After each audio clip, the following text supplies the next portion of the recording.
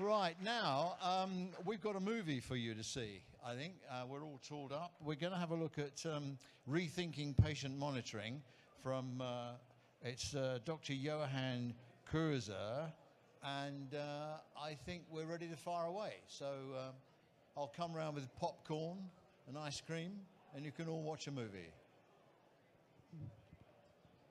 Hello, my name is Johannes Kreuzer. I'm the CEO and founder from Cosinuss. Unfortunately, I'm sitting in Munich due to snake hairs.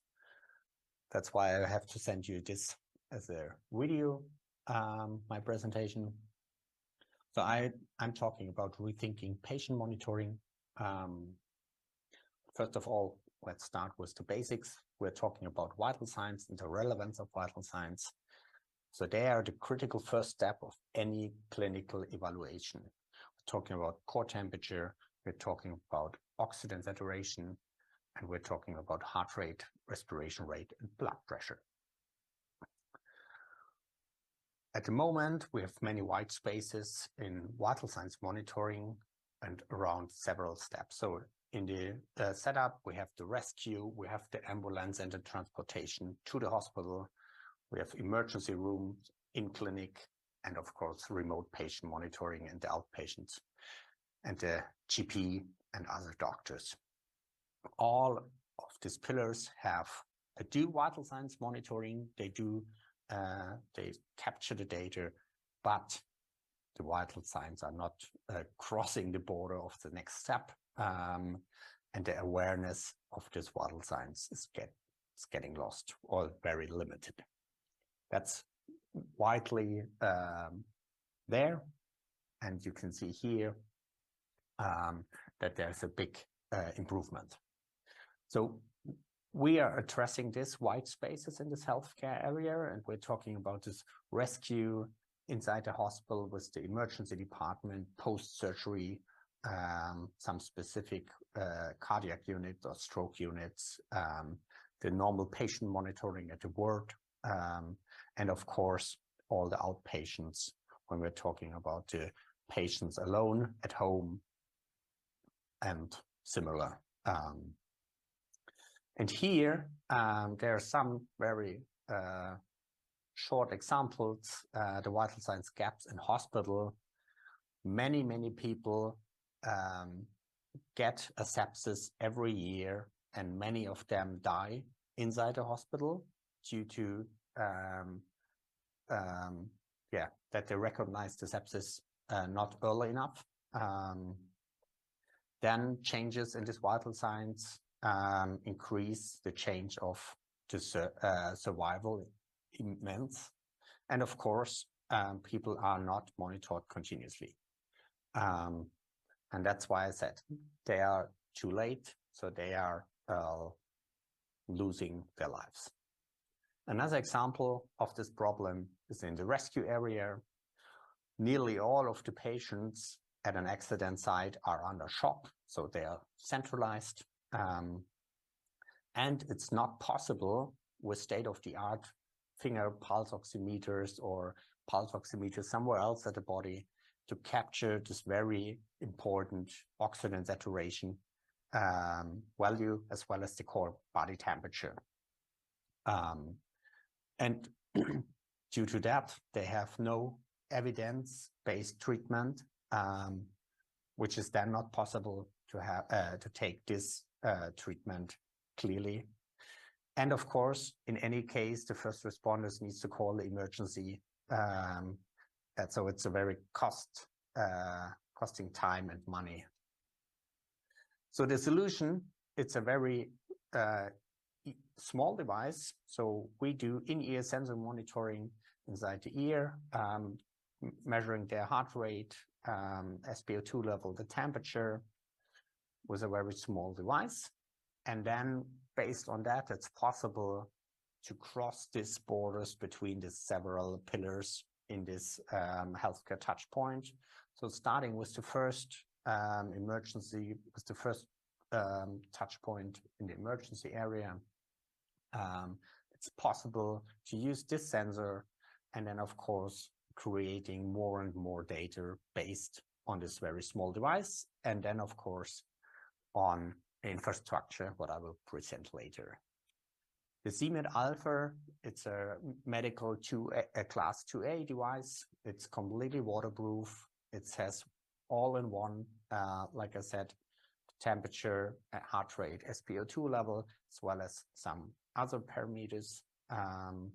Wireless, continuous, and mobile. It's a very small device, 6.7 grams only.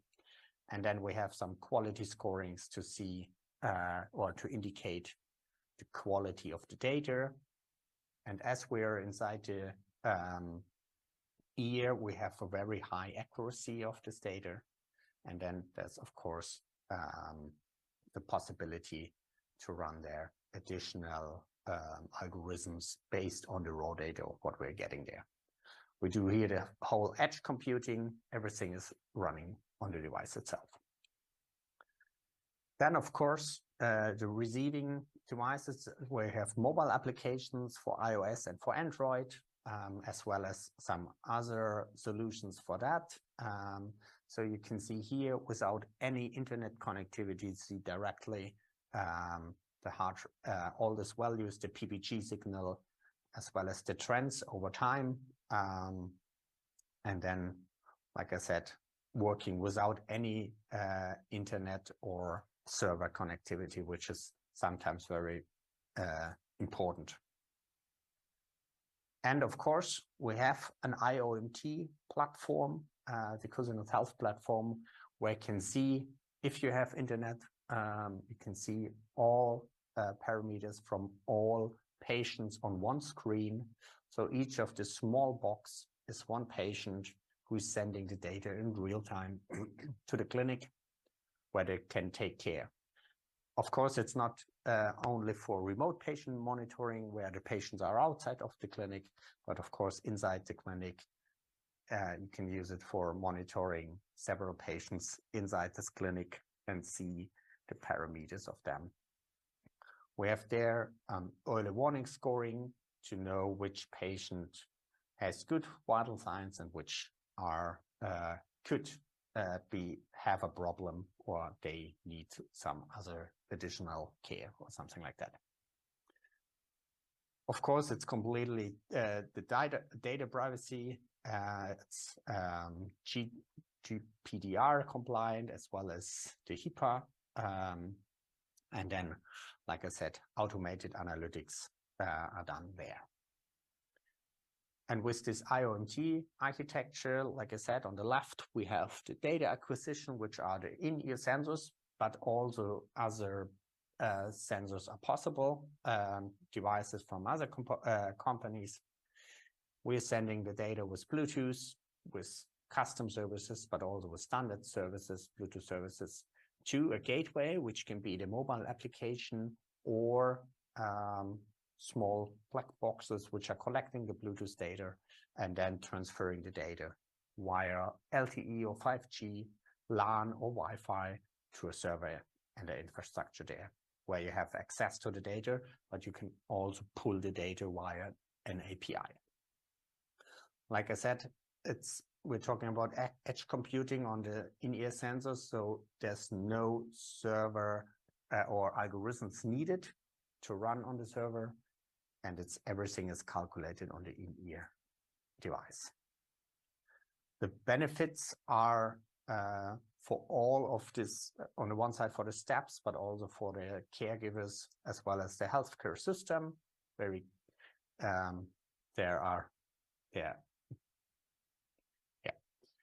Personalized healthcare tailored on the data, so it's personalized healthcare for the patient and the healthcare workers. They know which patient is under need, and they can act timely and not too late. And of course, for the healthcare system, that's quality care, saving life and costs. So there's only one device worldwide, medical device, which is measuring inside the ear canal. Here we have several benefits because we're measuring the oxygen saturation close to the brain. So the outer ear canal has critical advantages. On the one side, you can measure their oxygen saturation, even if the patient is under shock, even during when you have a cardiac arrest, and do the reanimation. Of course, you can measure there continuously the core temperature close to the hypothalamus, and then you are able to measure this perfusion during the reanimation.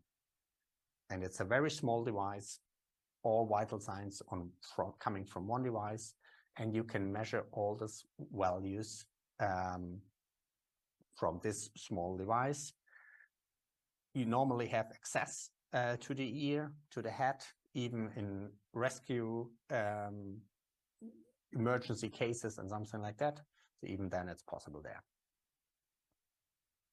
We do the whole development and even the manufacturing here in-house in Munich. We have the production of the devices here, and we do the development of the hardware, embedded software, and algorithms. And of course, we have there created a whole IP ecosystem around this solution. We have a big clinical advisory board, several people there who are working in several areas. And why are we doing that? We're doing it since 2011, where we founded the company. So we have now several patents in place, and of course, several partners and products and markets who are using our devices and solutions. The Cosinuss Health is already in use in over 15 countries around the world. So it's very flexible and very cost efficient. Now I want to talk about the beachhead.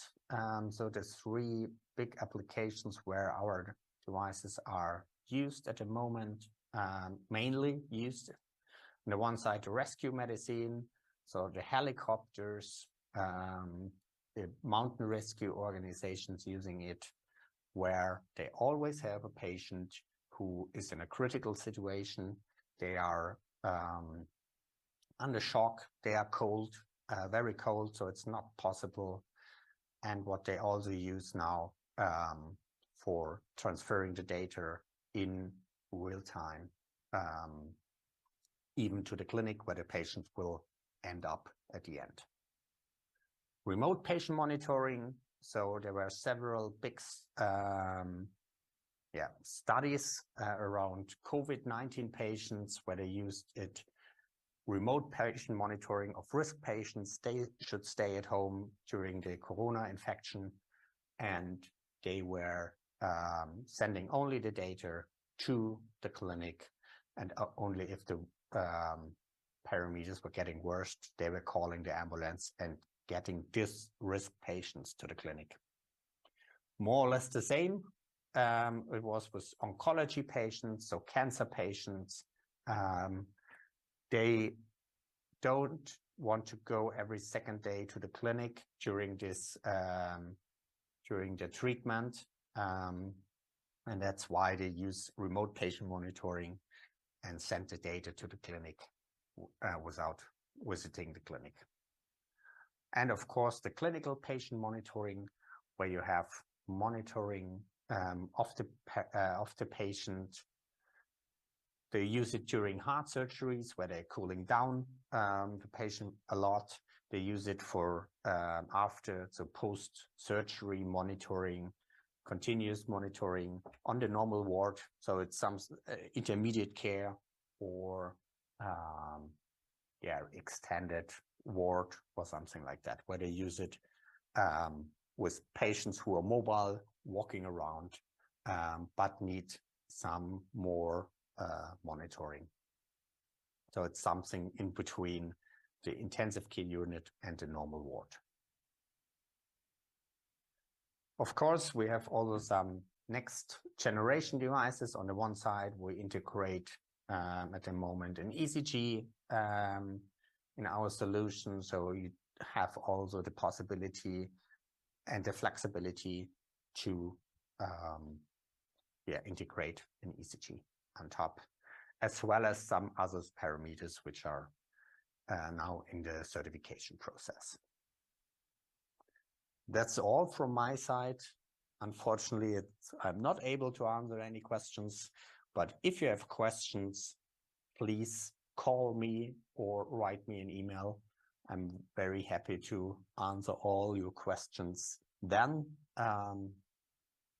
And I hope to see you the next time when I'm able to come to London or to Giant Health.